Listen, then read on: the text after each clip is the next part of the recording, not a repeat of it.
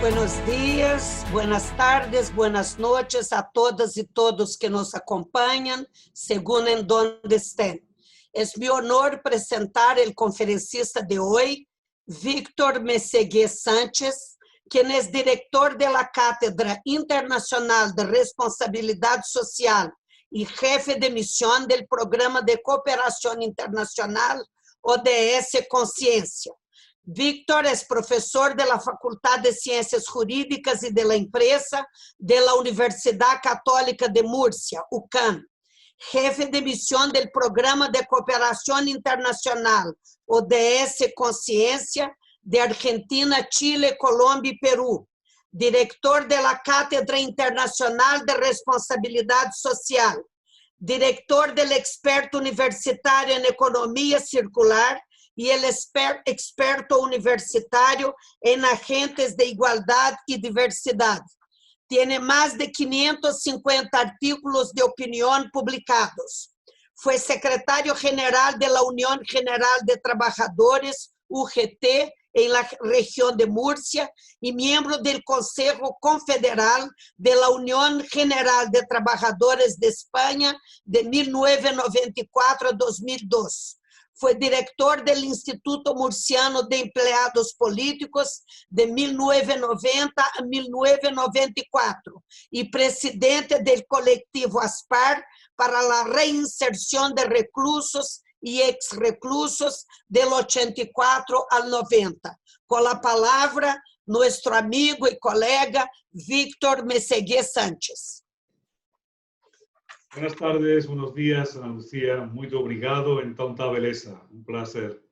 En primer lugar, quería agradecer la invitación de Kairos y muy concretamente la invitación de Doctor Telémaco. Es un auténtico placer colaborar con todos ustedes e intentar aportar alguna idea, intentar desarrollar alguna ponencia que sea útil a los objetivos de este magnífico congreso, por cuya realización por adelantado les felicito.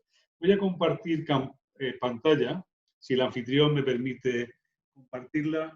Lo que me encarga la organización es que intente responder a un planteamiento sobre la necesidad de un nuevo acuerdo OIT-UNESCO sobre la situación del personal docente y de los trabajadores en la educación general.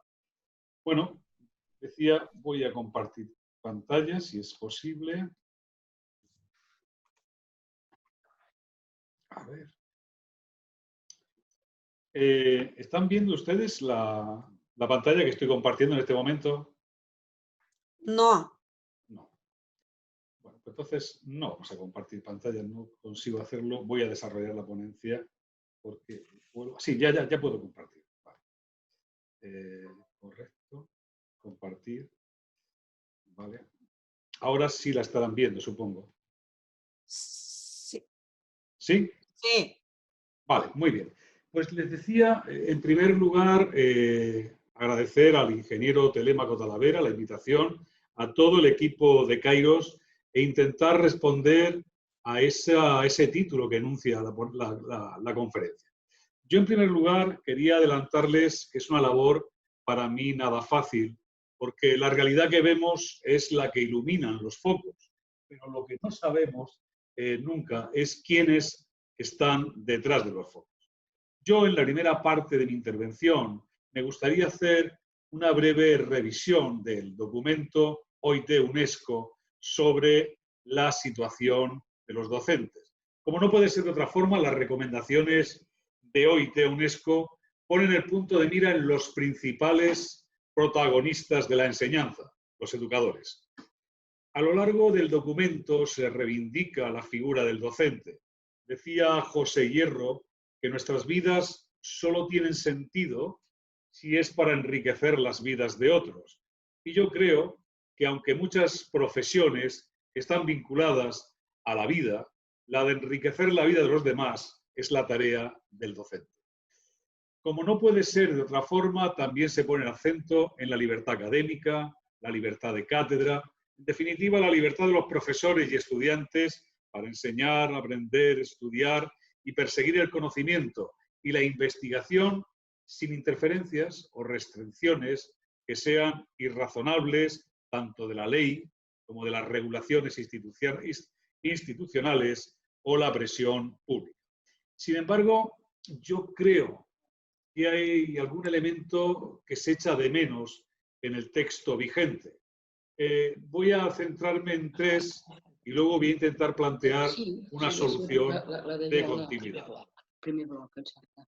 Por ejemplo, yo creo que el documento necesita un abordaje más completo de las cuestiones de género. Los datos del Instituto Internacional de la UNESCO para la Educación Superior en América Latina y el Caribe desvelan que solo el 18% de las universidades de la región tienen mujeres como rectoras, cuando ellas representan el 55% del claustro. De hecho, les diría, si nos vamos a una situación todavía más cercana desde el punto de vista geográfico, como es el caso de España, las mujeres en la Universidad Española representan el 54%, solamente el 21% accede a la función, a la categoría docente de catedrática y solamente un 42% a la de profesor, profesora, titular o contratada doctora. Decía, 55% de claustros integrados por mujeres y solo el 27% son decanas, solo el 39% son vicerrectoras. Bueno, el segundo punto que yo también echo de menos en la actual redacción es la necesidad de hablar sobre la situación del personal docente y los trabajadores de la educación acerca del necesario relevo generacional, la coordinación de los procesos de jubilación y de entrada de nuevos docentes. Y un tercer punto a abordar, bajo mi punto de vista, es la diversidad. Muchas veces, y yo creo que no falta razón, se tacha a los profesionales de la enseñanza como demasiado vinculados endogámicamente, por tener todos una semejante procedencia cultural, geográfica o incluso funcional. Pocos docentes tienen diversidad funcional en relación a la población de la que proceden. Por ello, la regulación y garantía del trabajo docente debe buscar que la diversidad cultural, geográfica y funcional esté presente entre los docentes mediante procesos de selección no discriminados, no sesgados. Bueno, les comentaba tres elementos que yo echaba de menos en el actual texto OIT-UNESCO sobre la función docente. Y ahora les quiero hablar sobre cuál sería para mí el nuevo modelo, la nueva redacción que precisa este acuerdo. Yo creo honestamente que se hace necesario un nuevo acuerdo OIT-UNESCO sobre la situación del personal docente y de los trabajadores de la educación en general, que tome como base los objetivos de desarrollo sostenible. La agenda, como ustedes saben, cuenta con 17 objetivos, muchas más metas, que incluyen desde la eliminación de la cadena hereditaria de la pobreza hasta el combate del cambio climático, la educación inclusiva, la igualdad de la mujer, la defensa del medio ambiente o el diseño de nuestras ciudades. Mire, en España, por ejemplo, el gobierno ha puesto el foco en la meta 4.7 de los Objetivos de Desarrollo Sostenible. Esta meta dice que de aquí a 2030 tenemos que asegurar que todos los alumnos adquieran conocimientos teóricos y prácticos necesarios para promover el desarrollo sostenible. Entre otras cosas, mediante la educación para el desarrollo sostenible y los estilos de vida sostenible, los derechos humanos, la igualdad de género, la promoción de una cultura de paz y no violencia, la ciudadanía mundial y la valoración de la diversidad cultural y la contribución de la cultura al desarrollo sostenible. Por ello, nuestro Ministerio de Educación y Ciencia, Educación y Formación Profesional, y el Ministerio de Ciencia e Innovación y Universidades, a través de la Conferencia Sectorial de Educación y de la Conferencia General de Política Universitaria, que incorpora a sus homólogos de las comunidades autónomas. Saben ustedes que somos, por decirlo de una forma gráfica, un Estado federal, autonómico. Acordaron las siguientes medidas.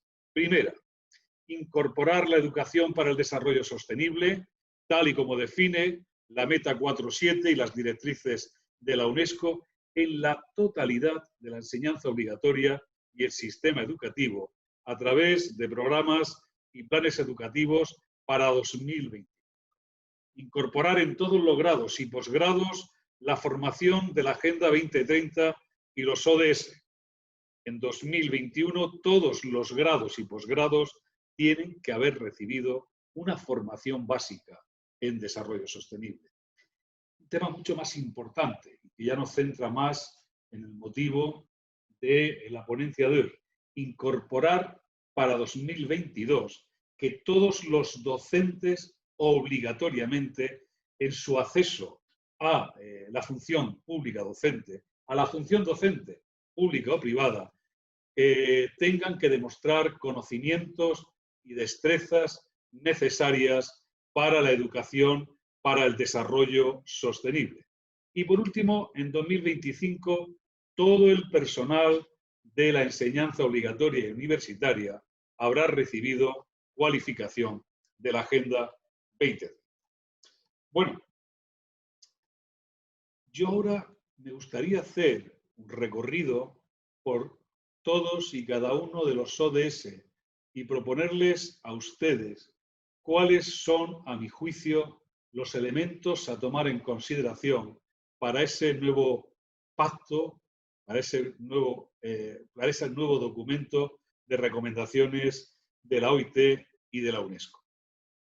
Miren, fíjese, voy a empezar por el final. Saben ustedes que los Objetivos de Desarrollo Sostenible son los 16 grandes retos que tiene la humanidad en este momento, y el objetivo 17 que plantea la solución a través de las alianzas público-privadas. Pues voy a empezar por el ODS 17, que hace referencia a revitalizar esa alianza mundial para el desarrollo sostenible. Y miren, aplicado al mundo de la docencia, yo creo que necesitamos un nuevo contrato entre las familias y los educadores. La escuela no tiene la potencia suficiente para resolver los enormes problemas a los que nos enfrentamos, como por ejemplo el fracaso escolar, la violencia en las aulas, el vandalismo en las calles, las conductas de riesgo entre adolescentes, el no acceso de nuestros jóvenes al mercado de trabajo, el consumo de drogas por parte de los menores, las discriminaciones de género, la violencia doméstica. Son problemas culturales y sociales. Esto es, problemas que afectan a la educación entendida como un proceso de construcción de una ciudadanía responsable y comprometida con sus semejantes. Como afirma José Antonio Marina, no le falta razón, para educar a un niño hace falta la tribu entera. Si pasamos al ODS 16, que hace referencia a la promoción de sociedades justas, pacíficas e inclusivas, solo los educadores podemos devolverle el carácter humanista a la educación, porque la educación no es un bien individual, la educación es un bien público, un bien común a nivel mundial. La educación debe tener por objeto proporcionar pautas a los ciudadanos niños para que integren en su forma de ser y de actuar un profundo respeto por los derechos humanos y las libertades fundamentales. Una tarea compleja, comprendo, en estos momentos de desdemocratización de nuestra sociedad. A mi juicio, asistimos a un claro reflujo democrático que se inició hace unos años y que ahora se acelera por la crisis sanitaria, política, social y económica. Pasando al ODS número 10, que habla sobre la educación, que la educación tiene que facilitar la reducción de la desigualdad en y entre los países. Yo creo que no podemos seguir devorándonos unos a otros en una esquizofrénica partida de parchís, donde los únicos que ganan son los que cobran por dejarnos usar el tablero. Hoy no resulta creíble ni honrado engañarse con la injusticia que supone un mundo partido en dos. La falta de futuro de unos ha sido diseñada concienzudamente para beneficiar a otros. Reconozcamos que en el desarrollo de la mundialización cuentan cada día menos sus ciudadanos. Es la compulsiva carrera por la acumulación, a la que es ajeno un mínimo criterio de equidad. Solo así se puede explicar que en un mundo en el que cada día existe más riqueza, la pobreza ahoga cada día a más pueblos. Estos no mueren por falta de recursos, mueren por ausencia de justicia. Y la desigualdad tiene que ver con quién y cómo se accede a la educación y a qué tipo de educación. A la educación entendida como una herramienta que posibilita al individuo trascender el umbral de la precariedad y acceder a posibilidades que mejoren su proyecto futuro de vida. Miren, los objetivos, los ODS números 7, 9, 12, hacen referencia a la promoción y desarrollo de la economía circular. Yo creo que esta materia debe estar en los currículos educativos sí o sí.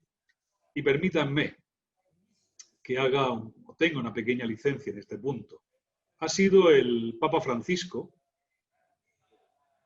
un argentino que nos acompaña ahora en Roma, quien ha puesto en relación la economía circular con el hombre y la naturaleza. En su encíclica Laudato Si, que yo he trabajado y he publicado varios artículos sobre la misma, Francisco llama la atención a todos los habitantes de la Tierra sobre la necesidad de cambiar un estilo de vida que está arrastrándonos a la destrucción ambiental y también humana. El lema comprar, tirar, comprar, que se utiliza con los objetos y cómo estos son convertidos en residuos o directamente en basura, nos devuelve a la visión de las personas que son tratadas de esta misma manera.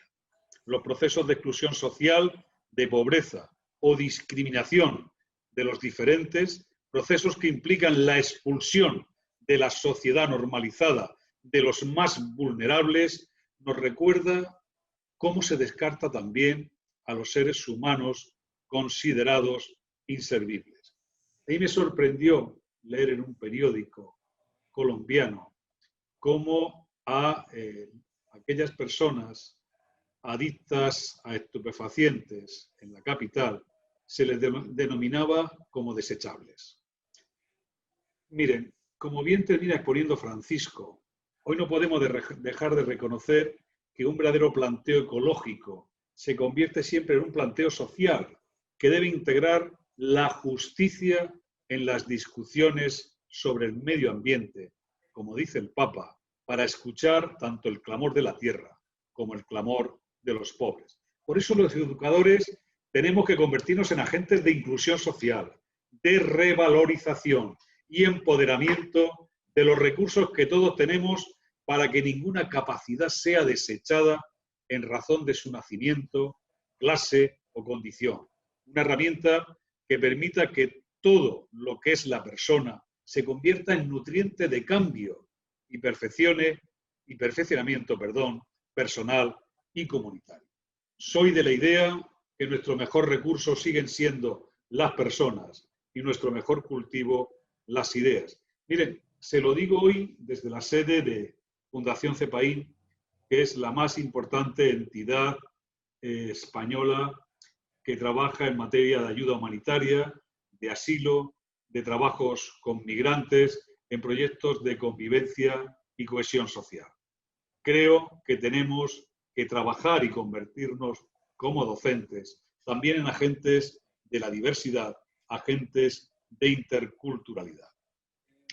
El ODS 8, si lo razonamos, si lo leemos con cierta prudencia, podríamos colegir que tenemos que seguir reivindicando la cultura del trabajo decente, con derechos, con garantías, porque es la única forma de situar en la retina social, en la conciencia social, la legitimidad de la democracia y del estado del bienestar.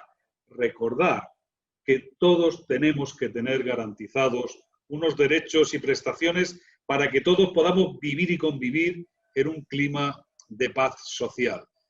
Debemos llegar todos si queremos llegar. Y el trabajo, y esto para mí es muy importante, el trabajo decente de los niños y niñas empieza por el trabajo decente de sus maestros, de sus profesores, de sus docentes. ¿Cómo van a educar en el respeto y compromiso a aquellos que sienten, que ni se les respeta ni se está comprometido con ellos mediante un pago y unas condiciones de trabajo justas?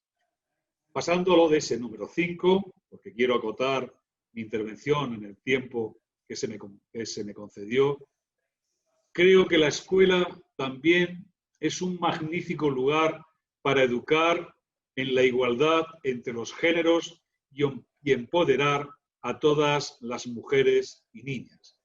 Apostar por la gestión de la igualdad, la interculturalidad y la diversidad no es solo una cuestión ética o moral, sino de justicia y de sentido. No podemos, creo, desaprovechar el talento de la mitad de la humanidad, ni antes ni ahora que todos y todas estamos conectados. Las cuestiones de género siguen constituyendo una asignatura pendiente en nuestra sociedad y en nuestras aulas. No vamos a construir ciudadanía, no vamos a construir justicia, no vamos a construir equidad si no nos reconocemos en nuestra diversidad como personas y en nuestras diversidades sexuales y de género. Los educadores también tenemos que asumir, como decía antes, la función de agentes de igualdad y diversidad para asegurar que las escuelas garanticen la igualdad de oportunidades sin distinción de raza, edad, discapacidad o capacidad diferente. Prefiero la segunda acepción: género, orientación sexual, religión o creencias de los trabajadores. El ODS 4, que es el más cercano a todos nosotros, nos conmina a garantizar una educación inclusiva, equitativa y de calidad para promover el aprendizaje durante toda la vida para todos.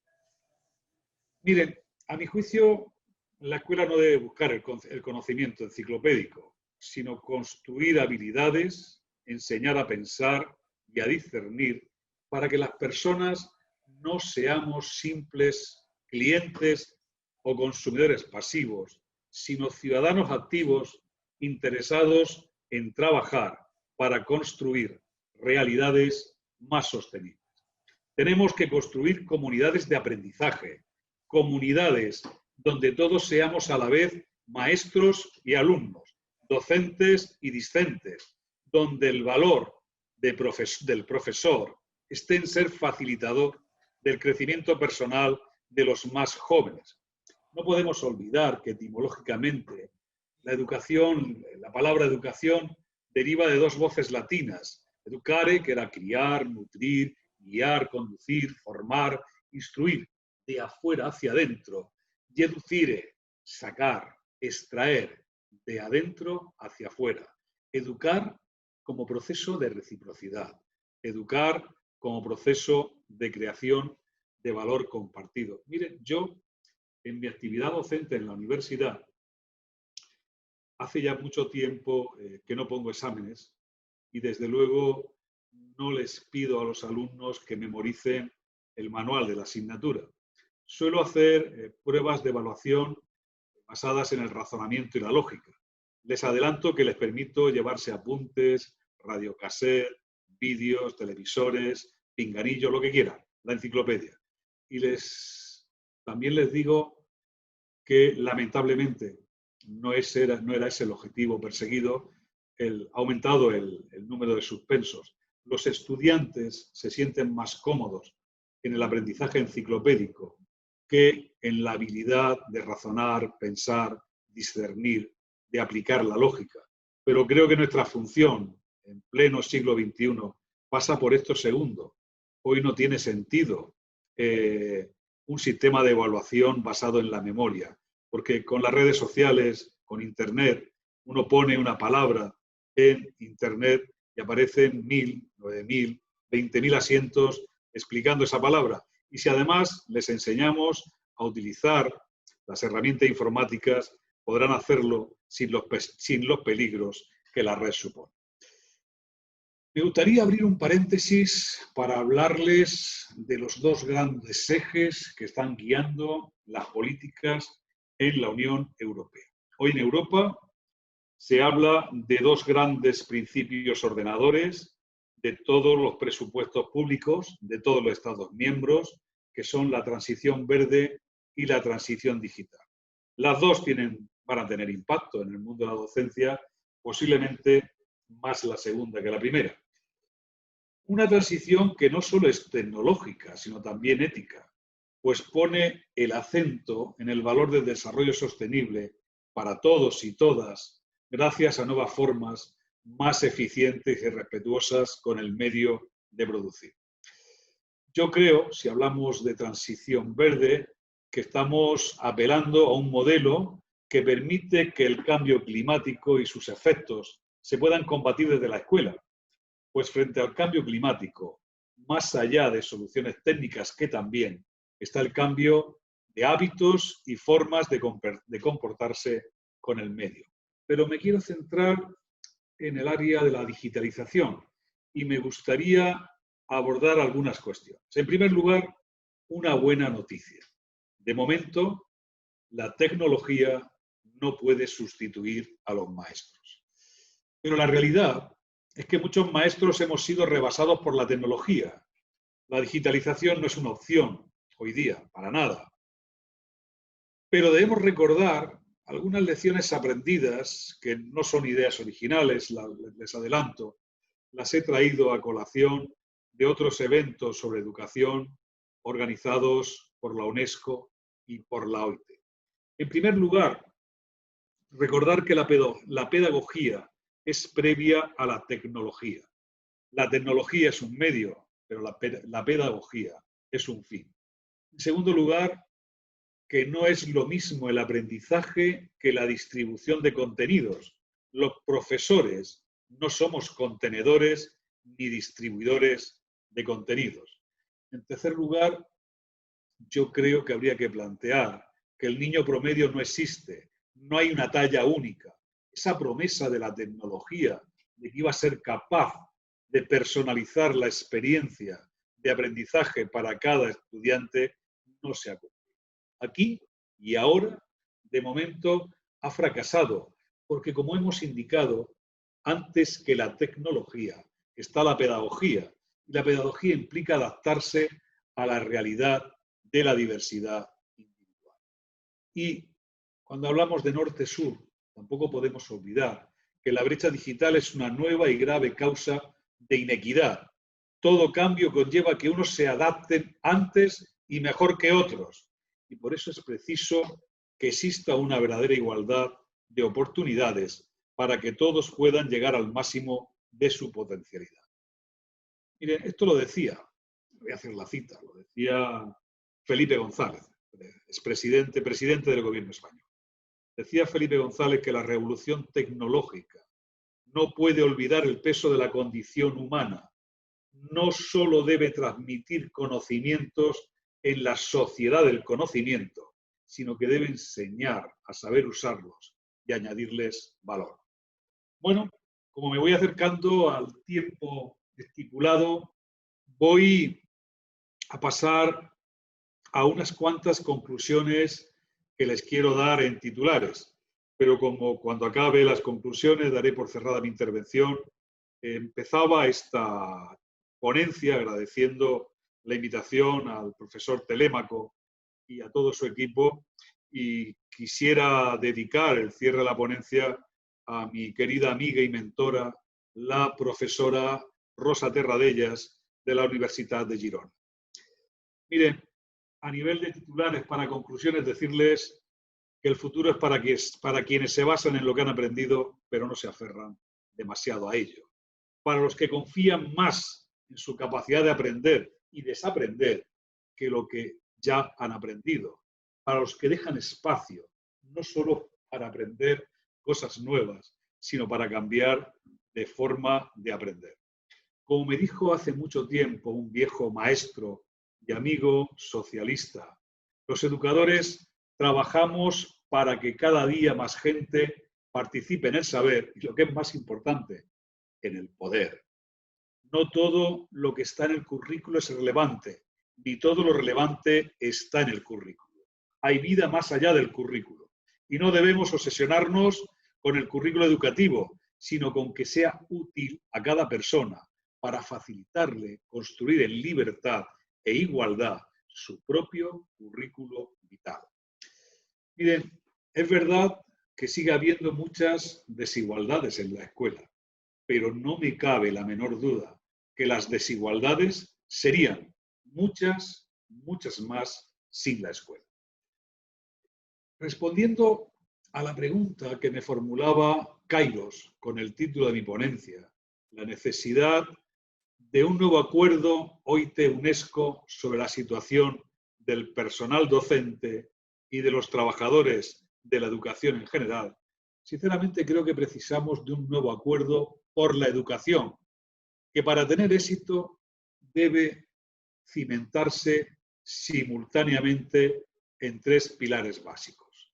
La dignificación de la tarea del maestro, del profesor, del docente.